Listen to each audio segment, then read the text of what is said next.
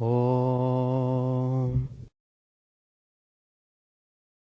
Stapakaya Dharmasya Sarvadharma Swarupine Stapakaya Dharmasya Sarvadharma Swarupine Avatara Varisthaya Ramakrishna Te Namah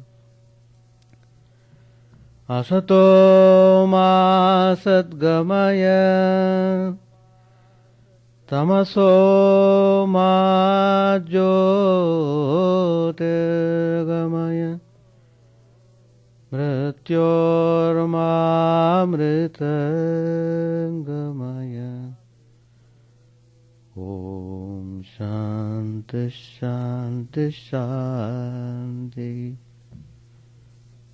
Let us pray to Sri Ramakrishna, the embodiment of all religions, the Supreme God Incarnate. Let us bow down to Him and pray to Him to lead us from unreal to the real, to lead us from the darkness of ignorance to the light of knowledge, to lead us from death to immortality. Today's topic, the key to success.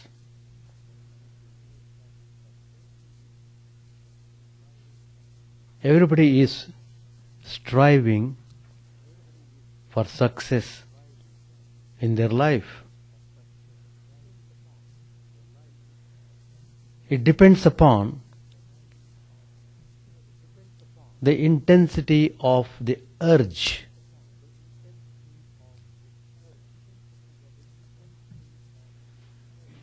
to get proper success in your life. So what is it that impels you to do the thing? Accordingly, your life's journey will be carried on. Some people aspire to be great engineers, some aspire to be great doctors, some aspire to become great social workers. That means there is some predominant desire in everyone that gives direction in their life. What is it that is predominant in yourself? You have to find out that. Simply telling, I want to practice Vedanta, I want to practice spirituality, simply telling will not give you any success. If you have to achieve success, it must be very, very, very strong. Are you strong enough? Are you really aspiring to see God? Are you really aspiring to achieve freedom in this very life? If you are really aspiring for it, it must necessarily follow that your desire is foremost in achieving this goal than anything else. Everything else becomes secondary. This becomes predominant. What is that? I must realize the truth in this life. In this life I want to decide my future. So, that's why Swami Vivekananda said, you are the maker of your own destiny. How can you make your destiny if your aspiration is not strong? If you are aspiring for worldly things, how can you expect any progress in spirituality? Tell me that. People always want both. That is, they want this world, at the same time they want God also. So God becomes also. First is world, then God. I want the world, but I want God also. The moment you say also, that means your aspiration is cut a bit. It is sliced. Finished. You are gone. You won't get success. So, you have to format yourself properly. You have to really desire to see God. You must really desire to practice spirituality. Then everything will come all right.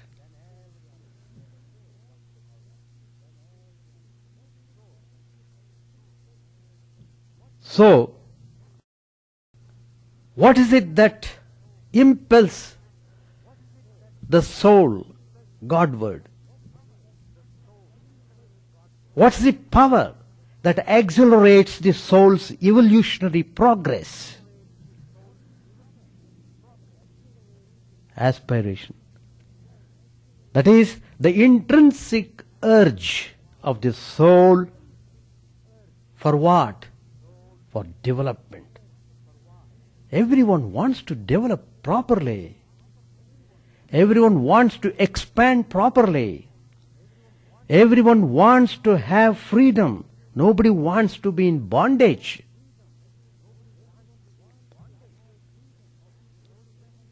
In the language of devotion, this aspiration is the yearning of the individual spirit for the Supreme Spirit. That is the individual spirit, the Jivatman. He is yearning to get into the Paramatma. You must see when the river, what a fine example. When it is nearing the ocean, you must see how it is extremely restless. Why? To join the ocean.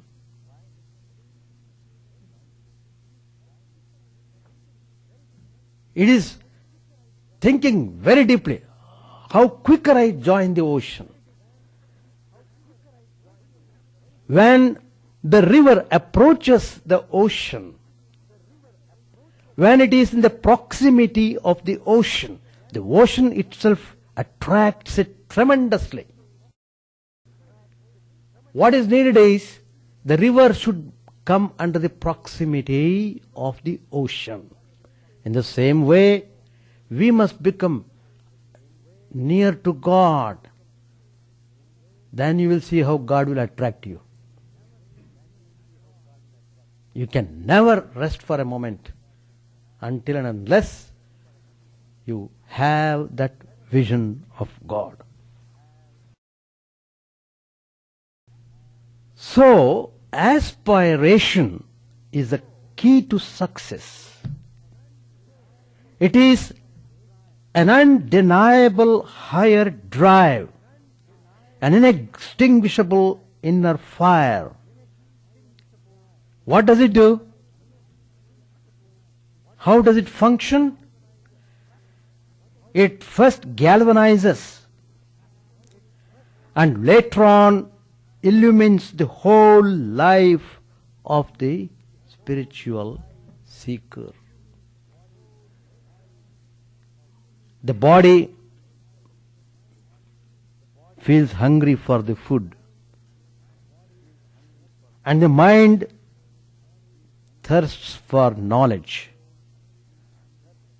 and soul longs for God, longs for freedom.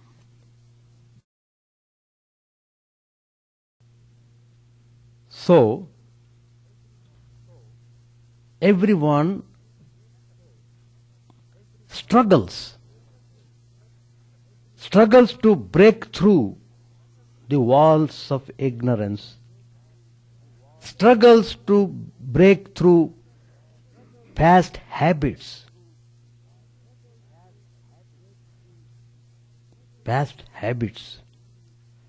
Repeatedly what you have been doing, it becomes your habit. Daily you keep on smoking, it becomes habit. Daily keep on seeing the movie, it becomes habit. Daily keep on enjoying the food, it becomes habit. Daily keep on engaging in all sorts of passions, it becomes habit. That means you will have no escape from that. Once you are habituated, it is extremely difficult to undo what you had done by constantly repeating. That's why it takes long time in spiritual life to make breakthrough, because each one's habits are different. What habits you have made? What is your past impressions? What are your samskaras in the mind?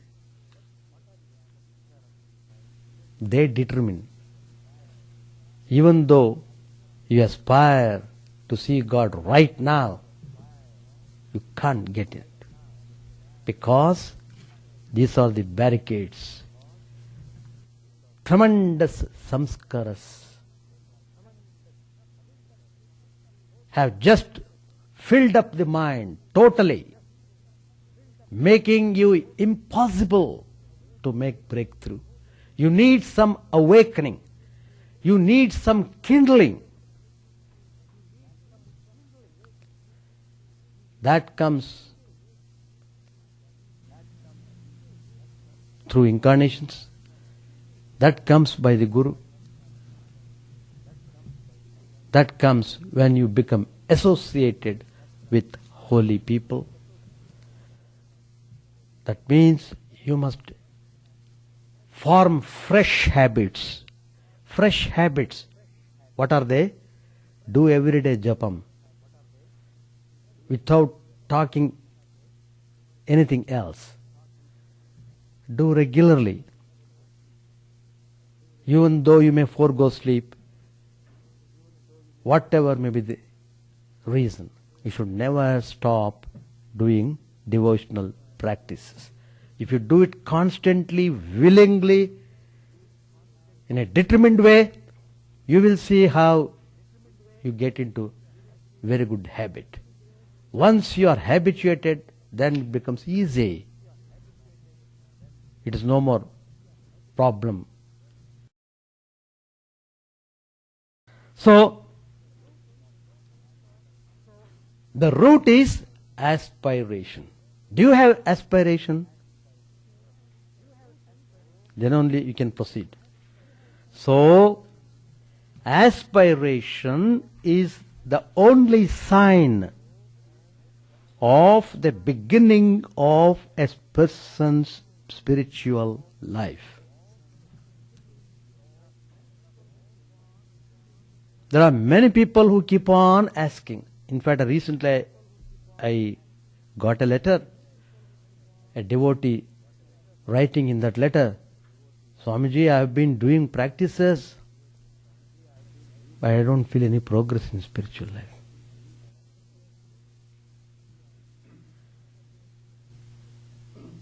Progress in spiritual life?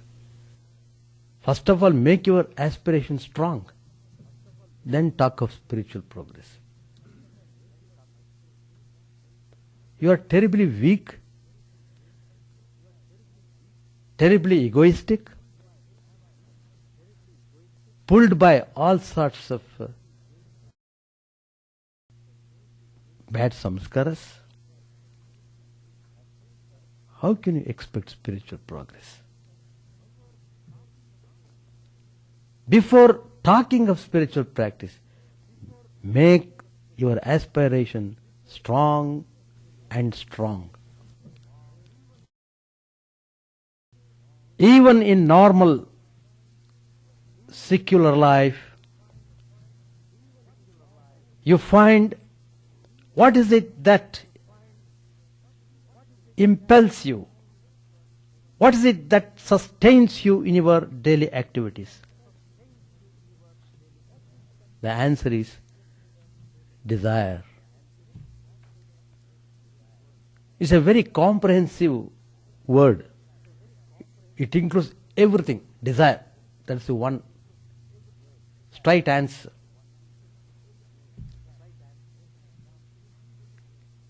To take an example, you eat. Why? Because you are hungry. So you desire to eat. So you desire food. You study because you are curious. You desire knowledge. So desire always goes at the vanguard of your actions.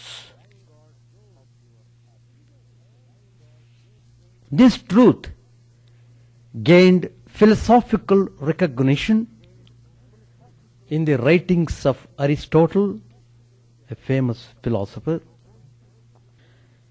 He holds the view that the end or aim of our actions is always set by our desires. And the function of reason is only to decide the means, not ends. That is the view of the Aristotle. Aristotle's idea that thought by itself moves nothing was later on more strongly upheld by the 18th century Scottish philosopher Hume. He says, reason is and ought only to be the slave of the passions. Though all people may not agree with Hume's statement that reason is perfectly inert, no one can deny the fact that desire, hope or aspiration plays an important part in one's daily life. For every undertaking, it's obvious you need motivation. To take an example, a worker in the company, he doesn't do extra work when there is no hope of getting extra wages.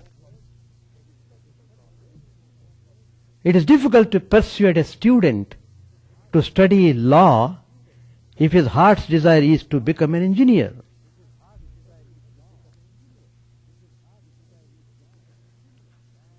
That's the point. Man has a hierarchy of needs. Physical needs, intellectual needs, emotional needs, social needs. How many needs you have to fulfill? That means you have innumerable desires. Innumerable desires. But everyone has a central or dominant need or desire, depending upon his nature and stage of growth. The temper and tenor of his life are determined by that need or desire that dominates his life. If you study Sri Ramakrishna's life, what was the desire that was most prominent in him? From the beginning of his spiritual life, his predominant desire was to see God face to face. He would never rest until he reached that goal. It's only when his actions become an expression of this dominant desire that he can find satisfaction. He can find satisfaction in them. Otherwise, we are not satisfied. Only then does his life become creative. Only then does his life become harmonious. When the dominant desire is denied expression, what will happen? It creates conflicts.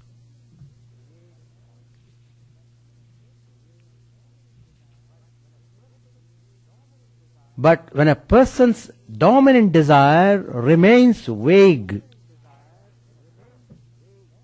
or undiscovered, then what will happen? He loses the zest for life, and life appears meaningless to him. This is all the more true regarding spiritual life. Leading a tolerably moral life, following certain rituals and following some customs and studying the scriptures, they are enough to make a person religious or pious in the popular sense of these terms.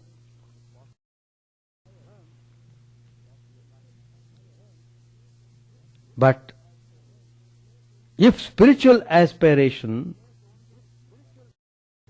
plays only a minor role in his life, which is dominated by other desires and strivings, what's the inference? He has not entered into spiritual path.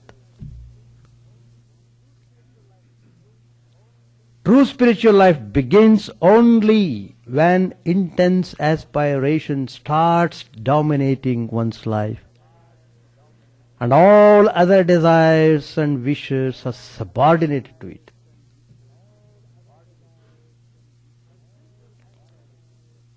By spiritual aspiration, we mean not just a pious wish or a good intention.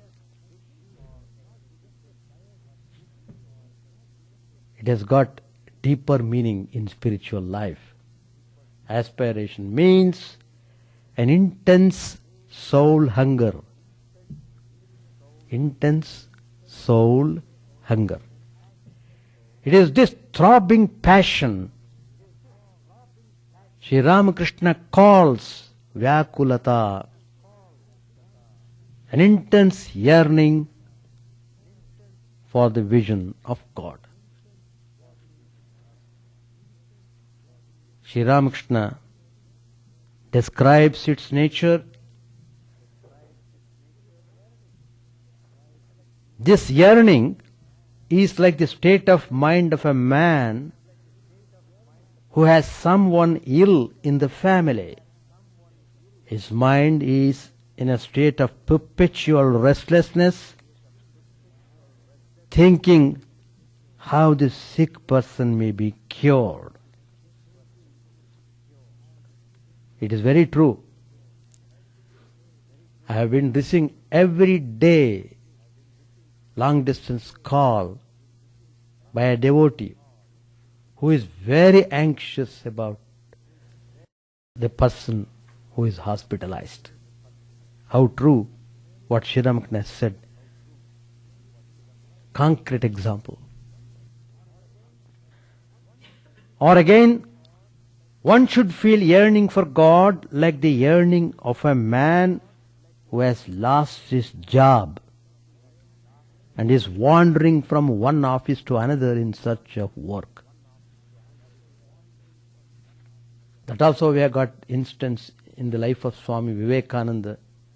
When he lost his father, the whole home was in great stress and strain.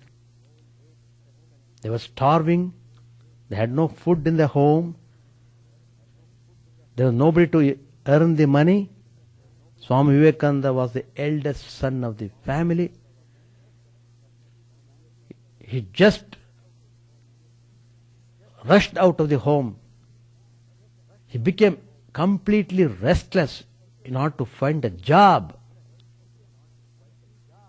Going from one office to another, inquiring about the job prospects. So, that intensity of restlessness must be there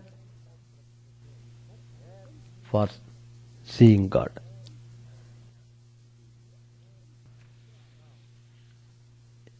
Now, Shankaracharya,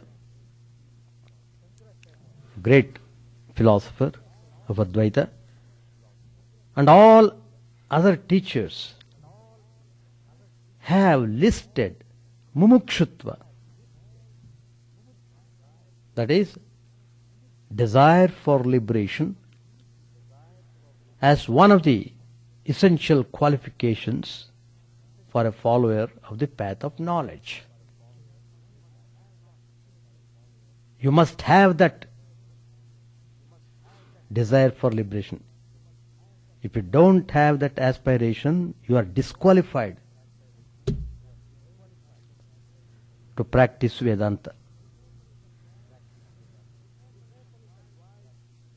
The disciple is advised to hurry to his guru as a man whose hair has caught fire rushes towards a lake. But mumukshutva is only the negative aspect of aspiration. It should be followed by the positive aspect. What is that? It's called jignasa or vividisha. Positive aspect. That is the intense desire to know Brahman. So, it's very important you must have this twofold aspiration, positive and negative. If you don't have this aspiration, then you have to remain contented with mere book knowledge. We have very good, there are many great scholars all over the world who speak volumes about Vedanta. But don't ask them about their experience. You should not ask. Don't humiliate them. Just hear them, enjoy them, pat them. Give them some money, honorarium. Now, so, you have understood the real significance of aspiration. Take the life of any great saint or sage. Its keynote is invariably found to be one-pointed. There is no diversion there. Intense aspiration. It is this that distinguishes the spiritual aspirant from others. So one-pointedness is very important in spiritual practice.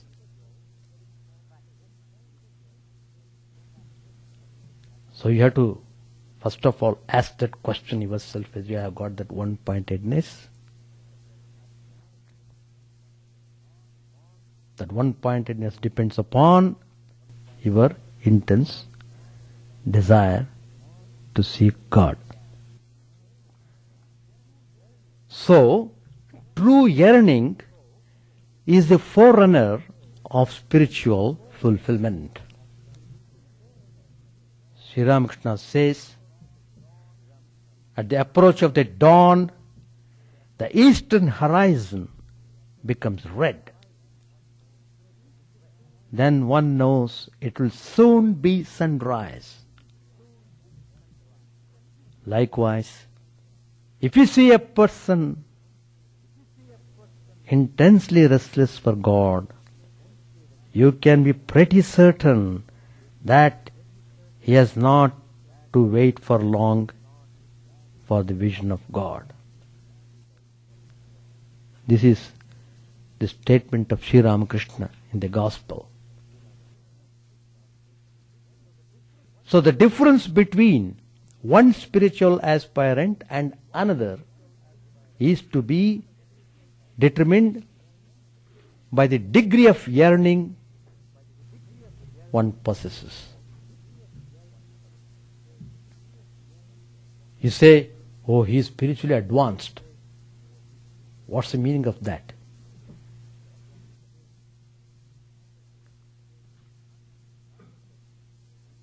It's not that one is aged 70 years, it doesn't mean that he is spiritually progressed. One may be very young, 20 years old, he may be far advanced in spiritual life. What is it that determines the progress? It is yearning. Intensity of yearning. That determines the quality of your spiritual practice. Without yearning you are doing practice. What kind of practice it is called? I don't know. So the greater the intensity of yearning, the quicker the spiritual progress.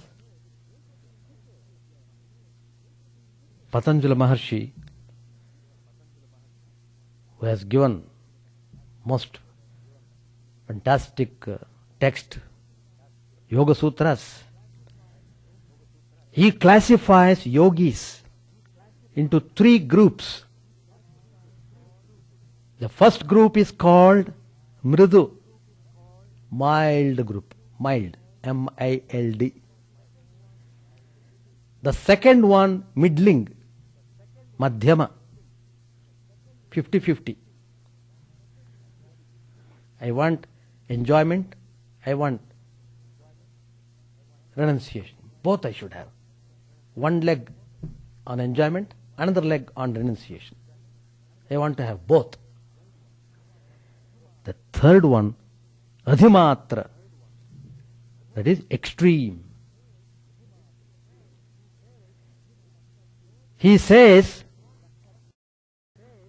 that for those having intense samvega is a Sanskrit word meaning yearning, attainment of the goal is very close. Mridu madhyade matratva tatopi visheshaha tivra samvega namna sannaha. That is the sutra. Just I am quoting, so let it fall on your ears. Most of you may not read sutras at all. The first excuse is you don't know Sanskrit. The second excuse would be you have no teacher. And of course, the important excuse is you have no aspiration. That's the point. Anyway, just as a traveler going through a forest becomes anxious at the approach of dusk and moves faster, so also the spiritual aspirants eager to cross this transmigratory existence quickly. They don't want to waste the time anymore. So they become extremely restless to get out of this darkness of the forest. This eagerness is called samvega. The Upanishads also state the Atman is attained only by those who long for it. Yame vaisha vrunate tena labhyaha. Lord Jesus Christ says, what does he say? Seek and ye shall find. What a fine statement. All the Mahatmas say the same thing, but different languages. Meaning is same. Here, what does he mean by seeking? It is yearning. It is on the wings of aspiration that the flight of the alone to the alone takes place. That is, the flight of the Atman to the Paramatman takes place. Paramatman is one. This Atman wants to know its identity with the one. So it approaches the one. To discover that one was this little self. According to Sri Ramakrishna, this yearning is all that matters in practice. One is bound to succeed through any path if one has intense aspiration. He used to say that restlessness is a whole thing. Whatever path you follow, whether you are a Hindu, whether you are a Muslim, whether you are a Christian, whether you are a Shakta, Vaishnava, anything, the vital point is restlessness. If you don't have, you go to any other religion, you get nothing.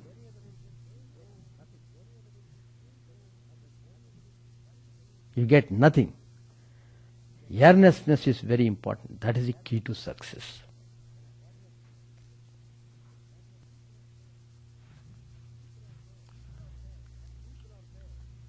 And people are there who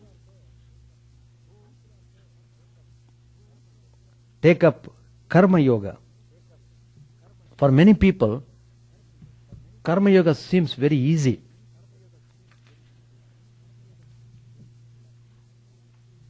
But if you want to practice karma yoga, you must have this aspiration, this yearning for God. That goal must be properly set. That's very important. Whatever yoga you practice.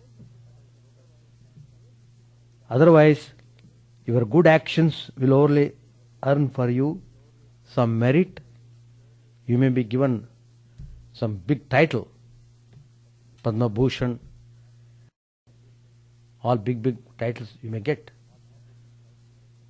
All the newspapers all over the world, they may give you a photograph. That's all. But if he performs work with the fire of intense aspiration burning in his heart,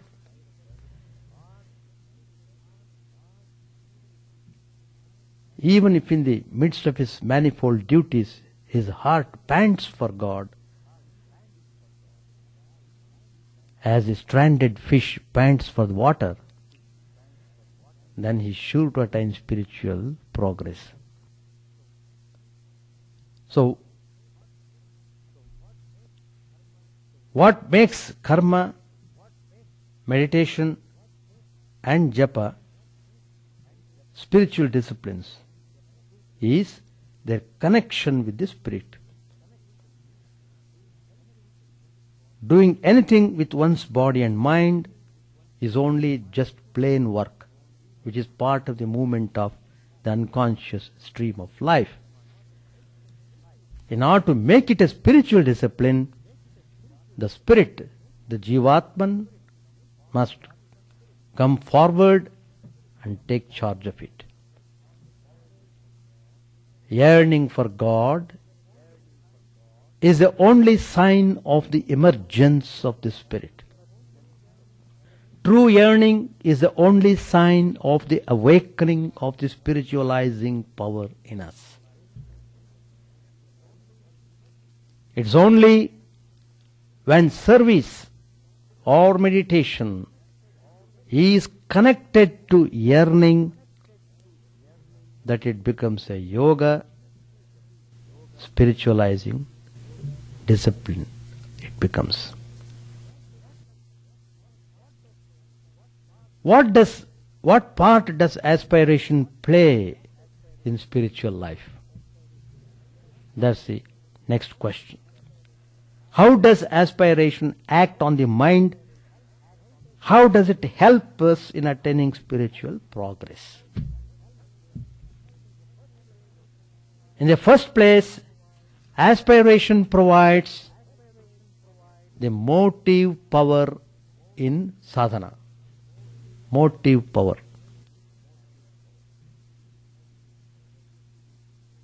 There used to be a vintage car. After going for a short while, it would halt right in the middle of the road. Its occupants would come out and push it. Then the car would start with a promising sputter, only to go for some time and halt again after a short distance. Similar is the nature of spiritual practice attempted without true aspiration. In spiritual life, mere pushing is not enough. There must also be pulling. It is yearning for God that overcomes the inertia natural to body and mind, and hauls the soul Godward. Intense aspiration is like a mighty locomotive pulling a huge train. It is compared to that. Secondly, it is aspiration that gives a higher direction to mental energies. Normally, most of our life goes on in an unconscious way, being controlled by automatisms and reflexes.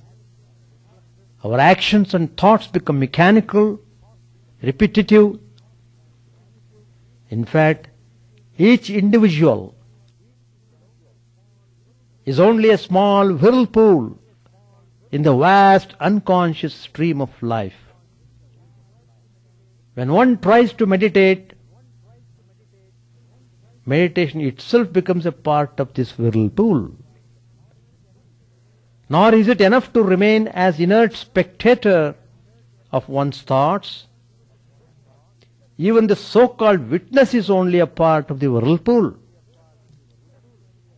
It is intense aspiration alone that breaks this whirlpool and lifts the soul above the stream of unconsciousness. Swami Vivekananda, in his complete works, in one of his talks, he said, worship of God, worship of the holy ones, concentration and meditation, and unselfish work. What are all these? These are all the ways of breaking away from Maya's net. But we must have the strong desire to get free. Then only all these things will work. Thirdly, aspiration makes the practice of detachment easy. Detachment really means detachment of the will. One way of gaining it is to practice it repeatedly with the help of discrimination. A much easier way is through intense yearning for God. Sri Ramakrishna says, when a person moves towards east, he naturally moves away from the west. In the same way, when the soul of intense aspiration is that it reduces time. What matters in spiritual life is not the amount of time that one devotes to meditation and japa, but the intensity with which these are practiced. The greater the intensity of aspiration, the quicker one progresses. Swami Chidananda said that in the present life, referring to himself, he is telling he had passed through the experiences of 10 lives. One day, Sri Ramakrishna entered into ecstatic mood. He was sitting in his room at Dakshineshwar in the company of his devotees. Among them, there was a devotee who was the father of Balaram Basu, a great household disciple of Sri Ramakrishna. When Sri Ramakrishna came down from that ecstatic state, he asked Balaram's father, who was sitting there among the group, he just asked him, "Are you the father of Balaram Basu?" Everybody was in silence. Balaram's father, he was an old man, but he was silently telling his beads. Sri Ramakrishna said to M and other disciples, "Well, these people," referring to Balaram's father, and people of that type, Sri Ramakrishna was referring, they practice so much japa, they go to so many sacred places, but why are they like this? Why do they make no progress at all? In their case, it seems as if the year consists of 18 months. Why do they not realize anything? Sri Ramakrishna himself answers that question. It is because they have no longing for God. The aspiration is not strong enough. That's the reason. Spiritual aspiration has one more important function to perform. What does it do? It pulls up the Kundalini.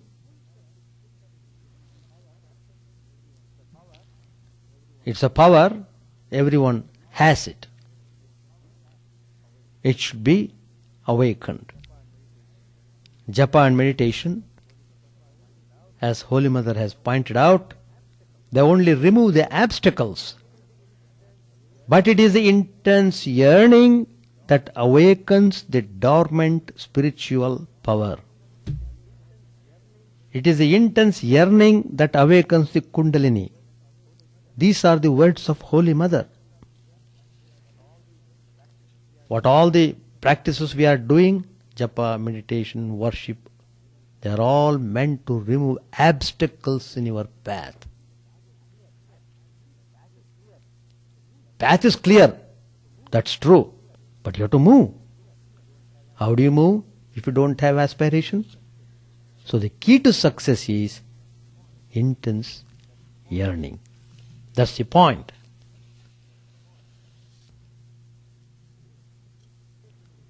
So, awakening of this Kundalini Shakti. That's important point. This restlessness, the real soul hunger, this yearning, not artificially stimulated emotional outbursts. Don't be under the delusion. Oh, he's so intensely yearning. Seeing the tears. How much she's weeping. Probably she's intensely yearning. So, we should not get confused about that. That's what is meant here. Not artificially stimulated emotional outbursts. It is to be intensified through systematic moral purification, systematic prayer, systematic meditation, systematic spiritual exercises. Systematic, underline that. Let us try to develop that aspiration in our life. Then you will see you don't have to ask anybody whether you are progressing or not. The answer will come to you from your own heart. Thank you very much. Om Sahana Bhavatu Sahano Bhunakto Sahaviryam Karavavahai Tejasvinavadhitamastu ma vidvishavahai. Om Shanti Shanti Shanti. Harihi Om. May the Divine Spirit protect us, guide us, give us strength and right understanding. May we not hate one another. May love and harmony be with us all. Peace, peace, peace be unto all. May the Divine Lord protect us. May He nourish us. May we work in harmony with great vigor. May our study be illuminating and fruitful. May we not hate each other. Peace, peace, peace be unto all.